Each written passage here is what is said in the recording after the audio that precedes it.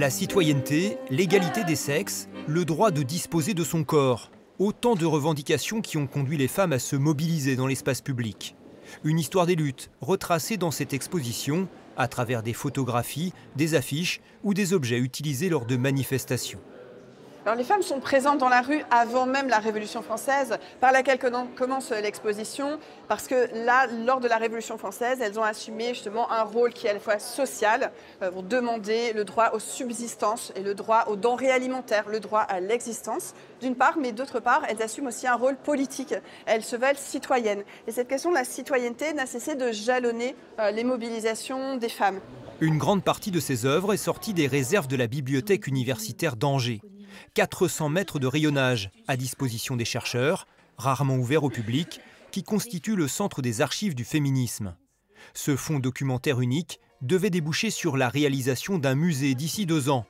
Mais porté par une université en déficit financier, le projet devra finalement attendre. Donc il y a matière à construire ce musée dans notre établissement.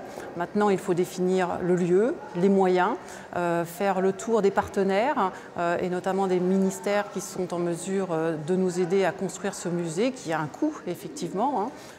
L'appel au soutien est lancé pour réunir au moins 2 millions d'euros. D'ici là, cette exposition a vocation à poser les bases du futur musée. Ce sera un bâtiment qui sera à l'université et qui sera un bâtiment vraiment adapté pour pouvoir recevoir des collections muséales et des réserves muséales et qui pourra aussi permettre un accès au grand public.